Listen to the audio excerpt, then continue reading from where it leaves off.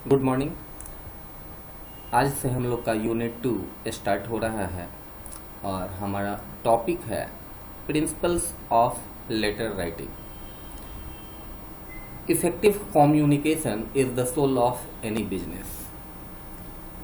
प्रभावशाली बातचीत किसी भी व्यापार की आत्मा होती है और ये संभव नहीं है कि आप बिना प्रभावशाली बातचीत के अपने व्यापार को सफलतापूर्वक चला सकें।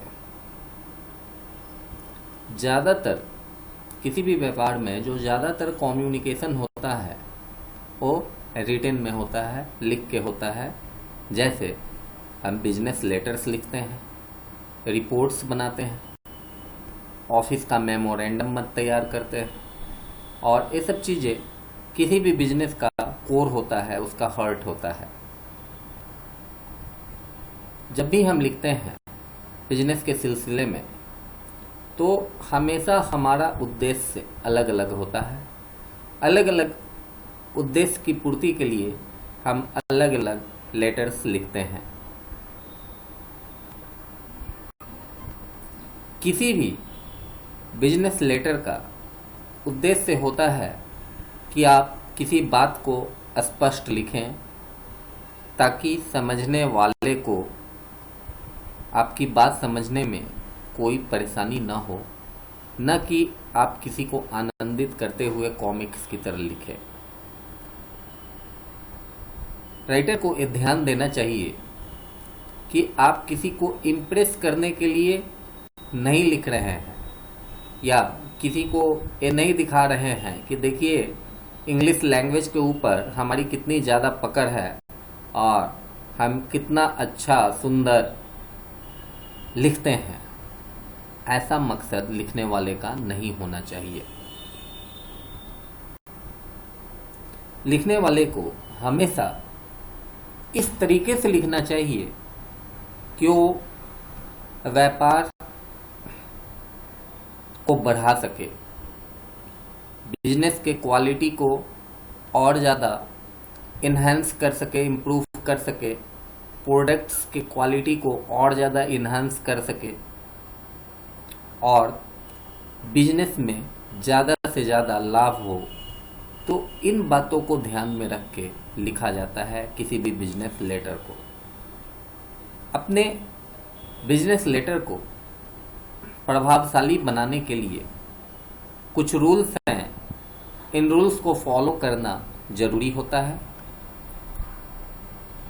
नीचे 7 बेसिक प्रिंसिपल्स दिए गए हैं बिजनेस कम्युनिकेशन के, जो कि एक्सपर्ट्स के द्वारा डिजाइन किया गया है और इसको हम लोग 7 C's ऑफ बिजनेस कम्युनिकेशन के नाम से भी जानते हैं। पहला जो पॉइंट है हमारा बिजनेस लेटर का, वो है clarity. The most important rule to be followed in business communication is clarity. जो सबसे ज़रूरी है किसी भी व्यापारिक चिट्ठी में लिखने के लिए, वो है कि आप अपनी बात को स्पष्ट लिखें ताकि समझने वाला आपकी बात को समझ सके।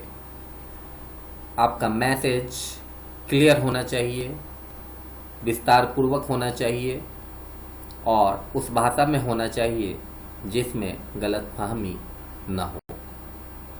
क्लैरिटी का मतलब हो भी बहुत तरह की क्लैरिटी से है, जिसमें सबसे पहले है क्लैरिटी ऑफ थॉट। आपके जो विचार हैं तो आपका विचार स्पष्ट होना चाहिए। To achieve the aim of clarity the writer must have a clear idea of the objective of his communication. और लिखने वाला तभी स्पष्ट लिख सकता है जब वो खुद भी क्लियर हो,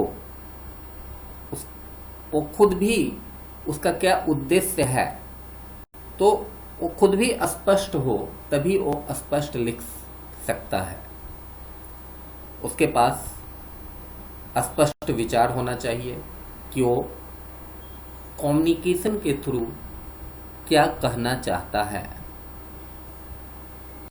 उसी समय उसको इमेजिन भी कर लेना चाहिए, विजुलाइज कर लेना चाहिए अपने ब्रेन में कि रिसीवर जब हमारे मैसेज को पढ़ेगा तो उसके दिमाग में किस तरह का विचार आएगा, क्या रिस्पॉन्स होगा। और लिखने वाले को ये भी पता होना चाहिए कि उसका जो मैसेज है तो उसको रिसीवर तक पहुंचाने का सबसे ज़्यादा सूटेबल माध्यम कौन सा होगा,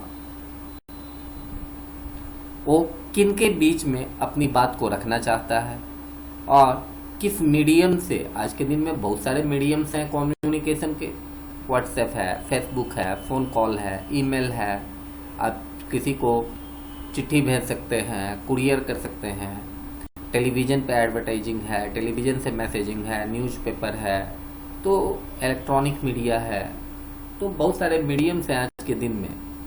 तो कौन सा मीडियम बेहतर रहेगा अपने ऑडियंस के बीच में अपनी बात पहुंचाने का, तो ये भी लिखने वाले के दिमाग में स्पष्ट होना चाहिए। इसके बाद क्लैरिटी का दूसरा पॉइंट है क्लैरिटी ऑफ एक्सप्रेशन।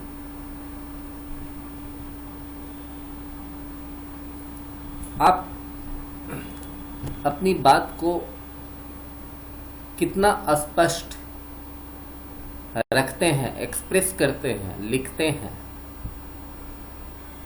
एक्सप्रेस करते हैं। बहुत लोग होते हैं कि दिमाग में है लेकिन उसको बोल नहीं पाते हैं, सही ढंग से रख नहीं पाते हैं कि उनके दिमाग में काफ़ी अच्छा विचार है, लेकिन जब वो बोलते हैं या लिखते हैं तो स्पष्ट नहीं कर पाते हैं अपनी बात को। तो यही चीज़ है क्लैरिटी ऑफ एक्सप्रेशन। आपके दिमाग में जो विचार है तो उसको सही तरीके से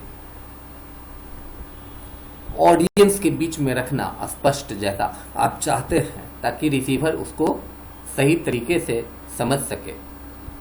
इसके लिए कुछ गाइडलाइंस हैं सही तरीके से एक्सप्रेस करने के लिए, जिनको फॉलो करने की ज़रूरत होती है। जैसे फैमिलियर वोकैबुलरी। किसी भी लैंग्वेज में बहुत सारे वोकैबुलरी हैं, एक ही एक्शन के लिए बहुत सारे वर्ड्स हैं।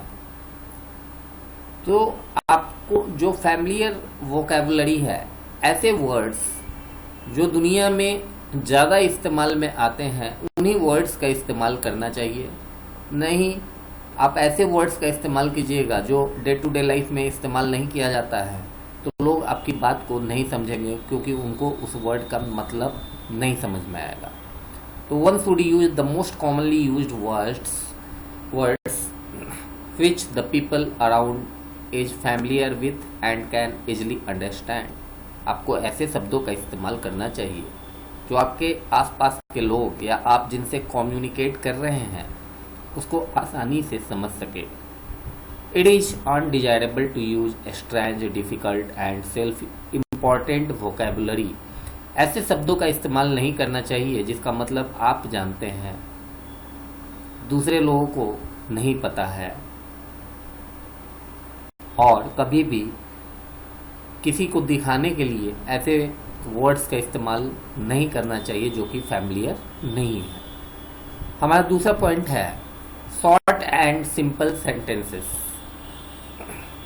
हमेशा छोटे सेंटेंस बनाने चाहिए, सिंपल सेंटेंसेस को बनाना चाहिए और डायरेक्ट स्पीच में बात करनी चाहिए, न कि इनडायरेक्ट स्पीच में बात रखनी चाहिए। तीसरा पॉइंट है active rather than passive voice. आ गया, ये मैं भी कहना चाह रहा था कि आपको एक्टिव वॉइस का ज़्यादा इस्तेमाल करना चाहिए, सीधी बातचीत, न कि बात को घुमा फिरा के पैसिव में रखेंगे। Active voice conveys the message more directly than passive voice. Active voice किसी भी मैसेज को सीधा रखता है जो कि पैसिव वॉइस से संभव नहीं है। जैसे it is better to say we will immediately look into your complaint and find a solution. हम लोग तुरंत आपके कंप्लेन पे विचार करेंगे और उसके सॉल्यूशन को ढूंढने की कोशिश करेंगे। ये एक्टिव है। पैसिव क्या हो गया? Your complain will be looked into immediately and A solution will be found. कि आपका जो कंप्लेन आया है उसको हम लोग देखेंगे तुरंत और उसके सॉल्यूशन को निकाल लिया जाएगा। तो ये पैसिव है। तो active is more better. We will immediately look into your complaint and find a solution. This is more better. इसके बाद है use one word instead of many if possible.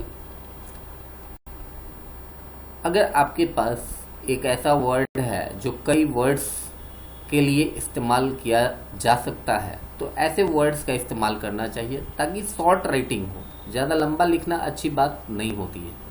If you can use one familiar word in place of many words it will make your message easier to understand. अगर आप एक familiar word का इस्तेमाल कर देते हैं कई अनफैमिलियर वर्ड्स के बदले तो आपके मैसेज को आसानी से समझा जा सकता है। For example, instead of saying in close proximity to you can say near. ठीक है। और अगला पॉइंट है avoid jargon. The specialized terminology used by people belonging to a certain field of specialization is known as jargon. बहुत सारे subjects हैं दुनिया में। जूलॉजी है, बॉटनी है और हर सब्जेक्ट्स के अलग अलग वर्ड्स होते हैं, लेकिन उन वर्ड्स का मतलब उस सब्जेक्ट के जो एक्सपर्ट्स होते हैं वही समझ पाते हैं। डे टू डे लाइफ में उन वर्ड्स का इस्तेमाल नहीं होता है। ऐसे वर्ड्स को हम लोग जार्गन कहते हैं। तो जार्गन वर्ड्स का बिजनेस लेटर में इस्तेमाल वर्जित है क्योंकि उसका मतलब आप जिसको लिख रहे हैं उसको नहीं पता होगा। उस वर्ड का मतलब जो उस फील्ड के एक्सपर्ट हैं वही समझ सकते हैं। अगर जो मैसेज का रिसीवर है और वो आपके फील्ड का नहीं है और आप जार्गन का इस्तेमाल करेंगे तो वो आपकी बात को नहीं समझ पाएगा। अगला पॉइंट है use verbs instead of nouns. Verb का ज़्यादा इस्तेमाल कीजिए नाउन के जगह पे। ठीक है। ज़्यादा से ज़्यादा वर्ब्स का इस्तेमाल हो और नाउन का जितना कम से कम इस्तेमाल हो ये ज़्यादा बेटर है। For example, we have arrived at a decision के बदले हम लोग कह सकते हैं we have decided. We have arrived at a decision. Decision यहाँ नाउन है। वी हैव डिसाइडेड यहाँ डिसाइडेड वर्ब है। तो वर्ब का ज़्यादा इस्तेमाल करना चाहिए। और अगला पॉइंट है avoid ambiguity. Try to avoid language which can be interpreted in more ways than one. ऐसी भाषा का इस्तेमाल करना चाहिए जिसमें आप कई तरीके से अपनी बात को रख सके, न कि एक ही तरीके से बात को रख सके। ऐसे लैंग्वेज को अवॉइड करना चाहिए क्योंकि अगर आप ऐसे लैंग्वेज का इस्तेमाल करेंगे तो उसमें मिसअंडरस्टैंडिंग और कन्फ्यूजन ज़्यादा होगा। जैसे अगर आप कहते हैं flying planes can be dangerous, उड़ने वाले जहाज खतरनाक होते हैं। It is not clear whether you mean that the planes that fly can be dangerous और the act of flying planes can be dangerous. तो इस बात से पता नहीं होता है कि जो प्लेन उड़ता है वो खतरनाक होता है या प्लेन को उड़ाना खतरनाक होता है। इसके बाद अगला पॉइंट हमारा है use concrete language. Do not use language in your correspondence. Try to be precise and concrete. Instead of saying early or late, give the exact time. And instead of saying economical or expensive, give the exact price. हमेशा अपने letter में भाषा का प्रयोग नहीं करना चाहिए। विधिवत लिखने के लिए और सही लिखने के लिए जैसे हम लोग अर्ली या लेट का इस्तेमाल करते हैं, तो उसकी जगह पे आप एग्जैक्ट टाइम दे सकते हैं। इकोनॉमिकल या एक्सपेंसिव कहने की जगह पे आप एग्जैक्ट प्राइस बता सकते हैं, लिख सकते हैं।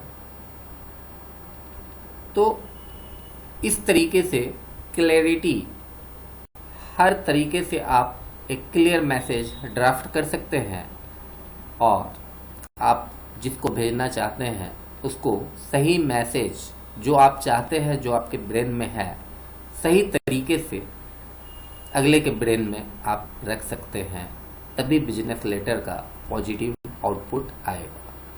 कल के वीडियो लेक्चर में मैं दूसरे पॉइंट कंसाइजनेस के बारे में बताऊंगा।